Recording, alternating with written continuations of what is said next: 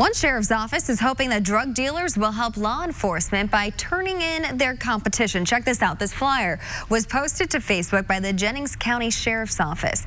It asks drug dealers, too much competition bringing you down? Are you not making the profits you once did? It then urges drug dealers to fill out a list of information to identify their competitors for the Sheriff's Department, and that the department will take away their financial worries. No word yet on whether any dealers have taken them up on their offer.